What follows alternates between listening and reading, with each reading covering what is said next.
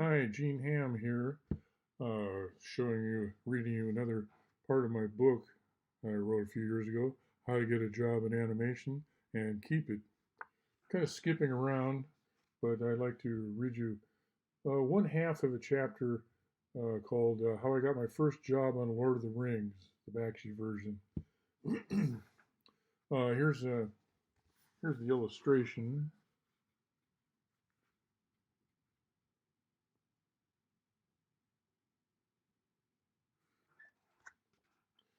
When I was a kid, there weren't any books like this one to give you any idea of how to get there.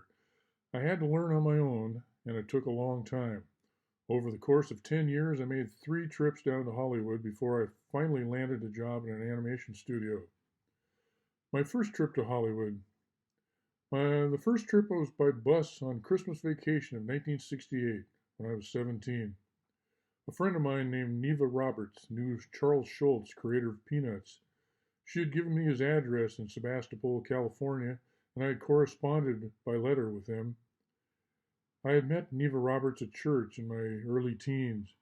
I was playing some of my original songs at a church gathering, and she encouraged my music and art.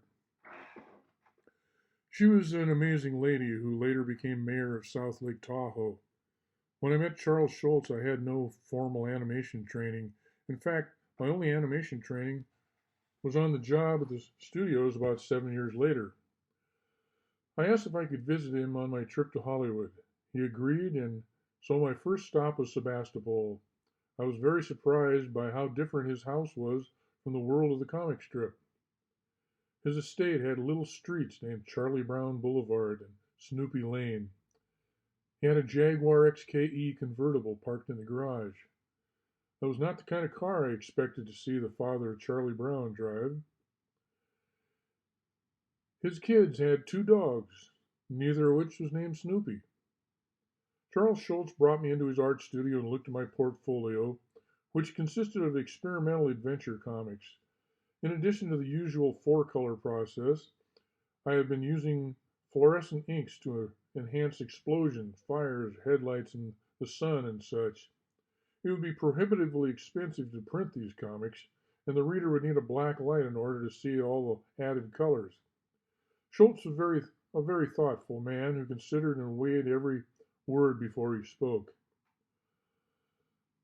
You're trying to compete with others in the game, but you're playing your own game over here by yourself, while the other game is going on in another field.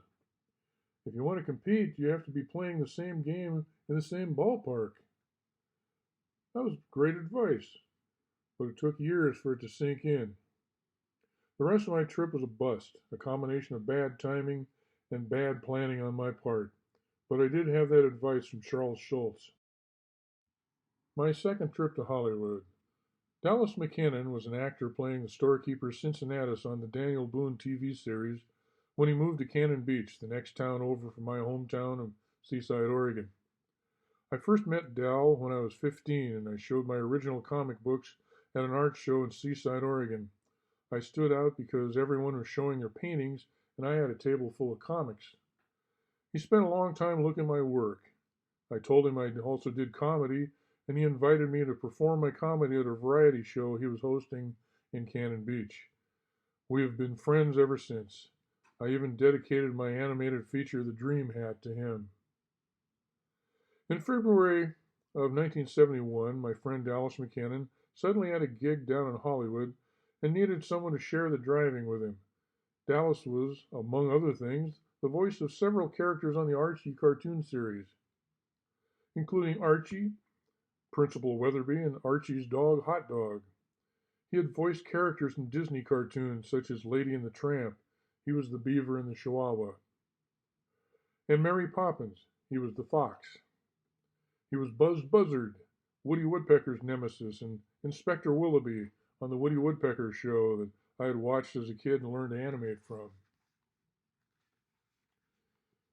On the long drive down Interstate 5 to Los Angeles to pass the time, Dallas taught me how to create cartoon character voices. And here's a picture of him on the trip. We actually had a station wagon, not a covered wagon. We arrived in Los Angeles just a week after the big 1971 earthquake. Dallas arranged for me to stay with the friends who occupied his old house in Studio City. In exchange for room and board, I did repairs on their water pipe in the front yard, which had been snapped by the earthquake. Dallas introduced me to Laverne Harding, who had animated Woody Woodpecker at Walter Lantz Studios, where Dallas had recorded voices. She was one of the first female animation directors. She took me to the offices of the Motion Picture Screen Cartoonist Union, Local 839, now known as the Animation Guild, where she introduced me to the business agent, Lou Appett. He told me it was the off season for animation, that it really didn't get up and running until late March or April, and that summer was the best time to be there. I thanked him, and he told me to keep in touch since I was a friend of Laverne's. Before I left for Hollywood, I had called up Disney Studios and Hanna-Barbera Studios to see who looked at portfolios. At Disney, it was Don Duckworth. At Hanna-Barbera, it was Iwo Takamoto. When I showed them both my portfolio, they told me to go back to art school. I was still about as naive as I was on the first trip. All my knowledge of the outside world came from books, magazines, and especially TV. I remembered watching Dragnet. They would always bring in a police artist and use a sketch based on a witness's description of the suspect. I thought that'd be a pretty good job. So I took a bus downtown to police headquarters and inquired about applying for the position of police artist. They told me I had to become a policeman first before I became a police artist. I wasn't really interested in being shot at, so I declined the offer. I don't think I filled out any application, but years later, after I moved several times, I received a letter in Portland, Oregon, asking me if I was still interested in becoming a policeman. I then decided never to break the law because they could find you anywhere. After about a month, with my money running out and realizing that I wasn't going to be able to stay around until the animation season started, I returned to Oregon and I got married. There were no jobs in Portland where I could make use of my art talent. My wife worked at the local television station. I wanted to go back to Hollywood and try it again, but she liked her TV job and didn't want to move. So I put my dream on hold and let her pursue hers. I worked in several restaurants, a department store, and finally a movie lab. For 7 years, I neglected to keep in touch with the Cartoonist Union. At what point should you give up on your dream? Twice I had tried and failed to get an animation job in Hollywood. Basically, my score was 2 strikes. One more failure to connect with the ball, and I would strike out. This leads to the question, at what point do you give up on your dream? To ask this question implies you've given up on your dream already. My answer to when you should give up on your dream is perhaps after your funeral. As long as you have breath in your body, never give up on your dream. You're going to have enough people telling you it's impossible. Don't listen to them. They are people who've given up on their dream. They want you to settle for less too.